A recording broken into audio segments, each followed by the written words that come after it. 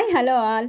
ఇంటి ముందు గడప ముందు అలాగే దేవుని ముందు ముగ్గులైతే వేసేసుకొని ఈరోజు దేవునికి నైవేద్యంగా అయితే నేను రసావళి చేసి పెడుతున్నాను.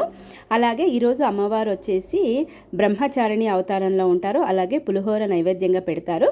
నాకు వీలైనంత వరకు ఏదైతే అది చేస్తానని ఇంతకు ముందు వీడియోలోనే చెప్పాను కదా. నైవేద్యం అయితే కుదిరితే చేస్తాను, లేకపోతే పండు పెట్టి పూజ చేసేస్తాను. ఈరోజు అమ్మవారు అయితే రెడ్ కలర్ శారీ కదా ఈరోజు. నేను కూడా ఈరోజు రెడ్ కలర్ శారీతో రెడీ అయిపోయాను. అలాగే నాకు తెలిసిన వారు ఒకరు ఈరోజు సాయంత్రం పసుపు కుంకానికి పిలిచారు, అక్కడికి వెళ్తున్నాను.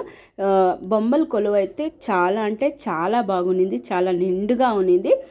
ఎవ్రీ ఇయర్ వీళ్ళ ఇంట్లో అయితే థీమ్ అయితే పెడతారు ఆ యొక్క అయితే, కానీ ఈసారి థీమ్ అంటూ ఏమీ లేదు, బొమ్మలు అయితే పెట్టారు. చాలా అంటే చాలా బాగుంది, నాకైతే చాలా నచ్చింది.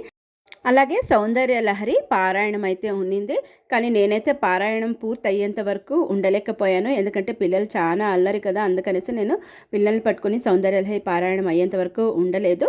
తర్వాత వాసవి కనక పరమేశ్వరి అమ్మవారి దేవస్థానానికి వెళ్ళి వచ్చేసాను. అమ్మవారి గుడిలో పూల అలంకారం అయితే ఉన్నింది. ఇది ఇవాల్టి day 2 Navratri mini vlog. Bye.